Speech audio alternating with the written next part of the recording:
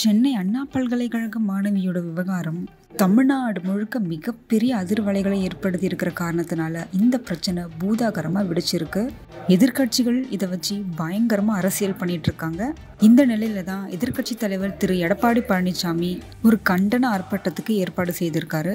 அது மட்டும் இல்லாமல் ஆளுங்கட்சியான திமுக அரசுக்கு ஏகப்பட்ட கேள்விகளை அவர் முன் வச்சிருக்காரு.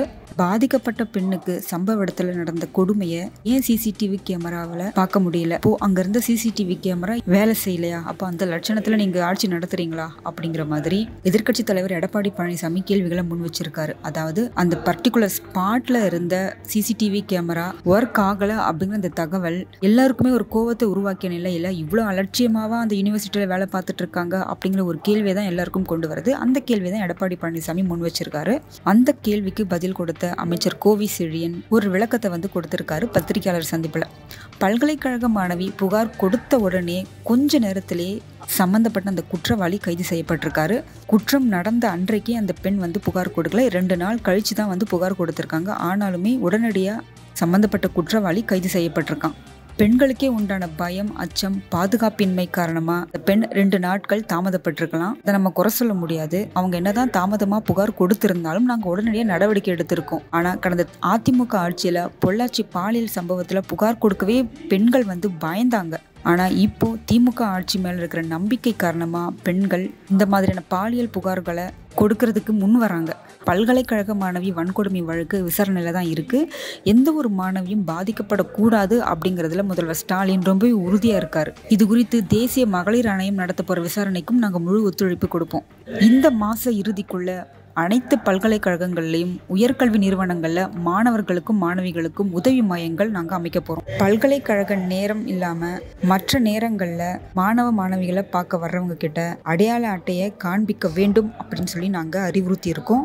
எல்லாம் சரி, இந்த சிசிடிவி கேமராவை பத்தி இன்னும் பேசலே அப்படிங்கிற மாதிரியான உங்க கேள்வி மைண்டுக்கு வருது. அதுக்கும் கோவி செழியன் ஒரு விளக்கத்தை கொடுத்திருக்காரு. பாலியல் வன்கொடுமை நடந்த சம்பவம் ரொம்பவே புடர் மண்டி கிடந்த ஒரு பகுதி. அந்த பகுதி சிசிடிவி காட்சிக்கு உட்படுத்த முடியாத ஒரு பகுதி அப்படின்னு கோவி செழியன் விளக்கம் கொடுத்திருக்காரு. இது ஏற்றுக்கொள்ளும்படியான ஒரு விளக்கமே கிடையாது. இருந்தாலும் பதில் சொல்ல வேண்டிய கட்டாயத்துல கோவி செழியன் இதுக்கான பதிலை கொடுத்திருக்காரு. இப்போ இதுக்கப்புறம் அந்த பகுதியில் இருக்கிற அந்த முட்களை அகற்றி இரவு நேரத்துல விளக்கு அமைத்து போதிய வெளிச்சம் ஏற்படுத்தும்படியான நடவடிக்கை எடுக்கப்படும் அப்படின்னு கோவி செழியன் சொல்லியிருக்காரு. இந்த நடவடிக்கையை முன்னாடியே எடுத்திருந்தா இந்த மாதிரியான குற்றங்கள் கட்டுப்படுத்தப்பட்டிருக்கும் இல்லையா? ஏன்னா குற்றவாளி ஞானசேகரனுக்கு அது புதுசு கிடையாது. அவன் இந்த மாதிரி இதே யூனிவர்சிட்டியில ஏகப்பட்ட மாணவிகளை இதே மாதிரி வன்கொடுமை பண்ணி இருக்கிறதா செய்திகள் உலா வருது. நான் அவன் தான் கேஷுவலா உள்ள வரானமே. இப்படி இருக்கும்போது வரவன் சும்மா வந்துட்டு போவானா? இந்த மாதிரி காதலர்கள் ரகசியமா உட்காந்து பேசுறத வீடியோ எடுத்து அதை வச்சு பிளாக்மெயில் பண்ணி தான் நிறைய பெண்களை அவன் வன்புணர்வு பண்ணியிருக்கிறதா நிறைய செய்தி ஊடகங்கள் சொல்லிட்டு இருக்காங்க.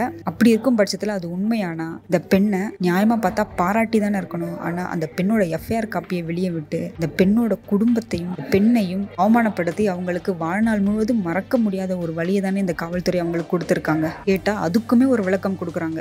மொத்தத்துல இந்த குற்றத்துக்கு எல்லாரும் தான் காரணம். புதிய முன்னெச்சரிக்கை நடவடிக்கைகள் இல்லாத காரணத்தினால யார் வேணா உள்ள யார் வேணா வெளியில போலாம் அப்படிங்கிற மாதிரியான ஒரு அலட்சியம். இந்த மாதிரி நிறைய இடங்கள்ல வேலை செய்யாத சிசிடிவி கேமராக்கள், கேட்டா அந்த இடத்துல சிசிடிவி வெளிச்சம் படாதுன்னு சொல்லி ஒரு சப்பக்கட்டு கட்டுற ஒரு விளக்கம்.